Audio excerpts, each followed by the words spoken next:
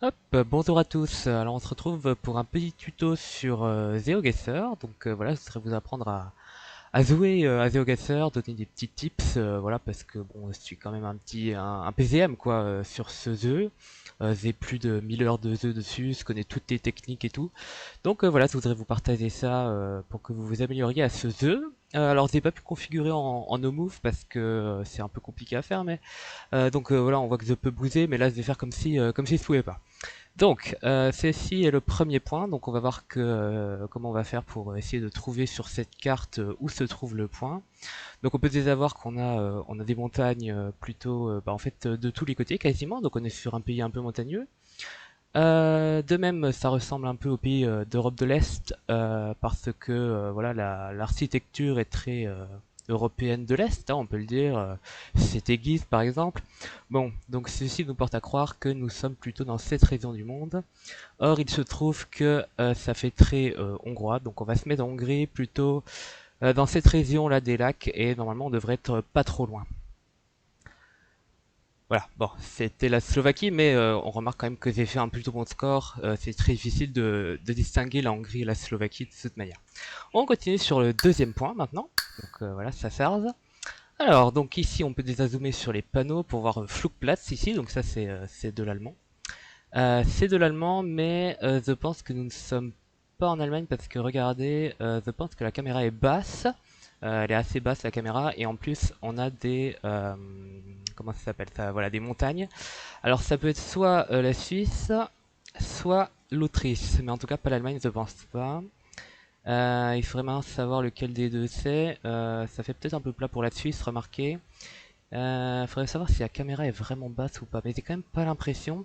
Donc à mon avis, on doit être en Autriche, plutôt dans cette région-là des Alpes, mais pas trop haute non plus. Donc je pense qu'on est près de Salzbourg peut-être. Je pense que voilà, on devrait être par ici. Bon, bah, c'était bien l'Autriche, mais plutôt de l'autre côté des Alpes. C'est vrai que les deux régions se ressemblent un peu, j'hésite un peu. Bon bah enfin, c'était quand même pas loin. Ok, troisième point maintenant. Ah, ça c'est déjà un peu plus difficile. Alors on peut regarder la Google Car bien sûr parce que ça peut nous permettre d'avoir des informations. Ici on voit qu'elle est blanche. En plus, on a pas mal de montagnes ici qui se trouvent à notre nord, hein, à peu près. Et de l'autre côté, on a aussi des montagnes. Alors maintenant, il va falloir savoir dans quel pays nous sommes. C'est un peu plus compliqué. Alors pour savoir certaines choses, on peut regarder où est le soleil. Le soleil se trouve actuellement au nord. Ça veut donc dire qu'on est dans l'hémisphère sud. Hémisphère sud, du coup, ça nous laisse assez peu de choix s'il y a des montagnes. Ça nous laisse surtout en fait les pays d'Amérique latine avec la cordillère des Andes. Maintenant, est-ce qu'on a d'autres informations? Je ne pense pas. On a ce pick-up rouge, mais ça va pas nous aider. Des smanters. Les smanters, c'est en général le Pérou. Voilà, il faut le savoir. Donc, ça sent que les montagnes sont au nord. C'est pas très logique, mais bon. On va dire qu'on va être sur la côte, peut-être ici. Voilà. Bon, c'était la Bolivie, mais encore une fois, c'était pas très loin. C'est vrai que la Bolivie, de ce côté-ci, et le Pérou se ressemblent beaucoup, de même que le Chili, oula. Et l'Argentine, cette région-là est très similaire. Bon, j'ai pas fait beaucoup de points parce que c'est grand, mais toujours est-il que tu avais la bonne région du monde. C'est déjà ça. Ah, voilà, ça c'est un pays intéressant. Alors, c'est assez difficile des fois de savoir, mais quand on n'a pas de végétation comme ça, c'est très souvent l'Islande. Alors, ça peut aussi être les îles Féroé. Où est la mer? Elle se trouve plutôt à l'est, mais avec des terres sinon. Donc on peut peut-être être à la limite par ici. On a un bras de mer à l'est. On peut être par là par exemple, peut-être. Peut-être par ici. Dommage. Bon, c'était pas très loin, mais effectivement, voilà, on est en Islande. Faut bien savoir que quand on est en Islande, il y a très peu de végétation. C'est très désolé, ouais, très aride comme climat.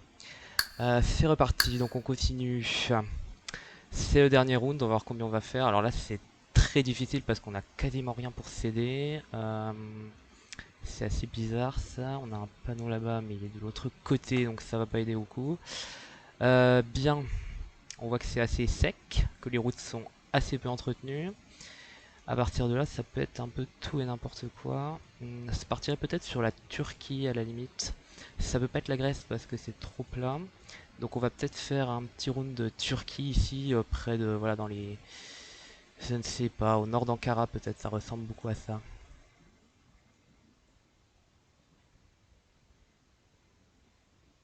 Bon, c'était pas très loin on peut dire. Donc c'était en fait la Bulgarie. Très bien. Bon, c'est déjà pas mal, donc maintenant on peut regarder les scores. Voilà, on peut voir que j'ai fait pas mal. 21 000 sur 30 000. Donc voilà, ça c'est vraiment un score que seuls les joueurs les plus aguerris peuvent avoir. Donc voilà, j'espère que vous avoir aidé, vous donner des petits tips pour jouer à GeoGuessr.